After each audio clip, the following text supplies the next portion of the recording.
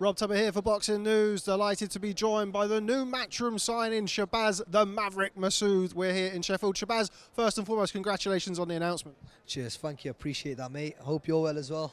I'm all good, thanks, all good. Not as good as you, though, because as I mentioned there, you've just announced a big deal. You're over here at Matchroom Boxing. You must be delighted. Yeah, I'm buzzing. There's been a lot of struggles since November, but it's I've been on it, I've been training away, and we're finally here, It feels like a weight's been lifted off my shoulders. It certainly does. I mean, we kind of briefly mentioned it off camera. I came down to the gym a few weeks ago, and I think it's fair to say, I'm sure you won't mind me saying, you weren't feeling great. Of course, your career on the back of that win over Jack Basin back in November hasn't quite kicked on as you would have wanted it to. But now you're here, your name up in lights. I see you up there on the top table.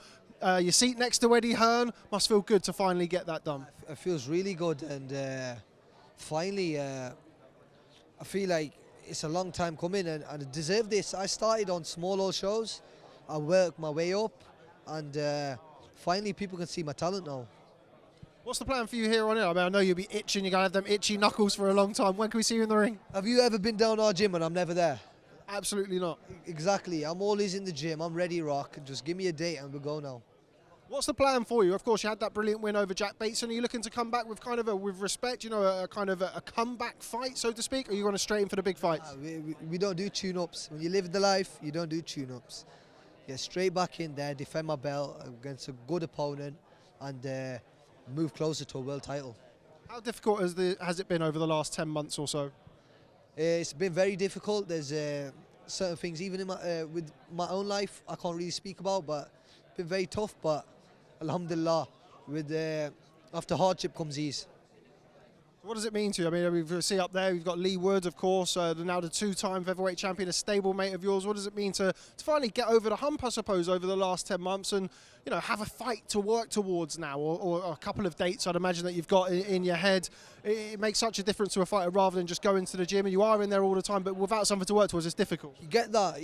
So you wake up in the morning, when you get a fight day, like all fighters, I know this, when you get that fight day, you wake up with a spring in your step, you're buzzing away, and you're ready to go, and you focus more as well. You focus on your opponent a lot more, and I can lock in now.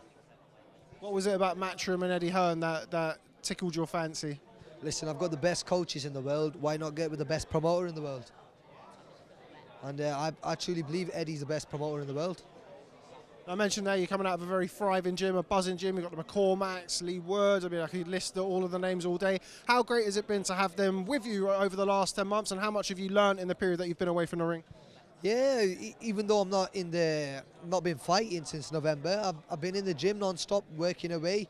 I feel like down the BD Performance Centre, every session has always been to improve on something or work on something. I've never gone out the gym and not learned something. How quickly do you see yourself campaigning, I mean, with respect, beyond domestic level? I know 122 pounds a minute. You've got big unification coming up at the end of July. There's Tapales as well, who it looks as though the winner of Inoue Fulton meets Tapales, you could start seeing some vacant titles, and positioning yourself for that's got to be a priority. Listen, I'm number 3 or 4 with the WBA, and I want to be pushing for a world title. I don't care who's got the belt. I genuinely don't care. But within 2 years, I want to be a world champion.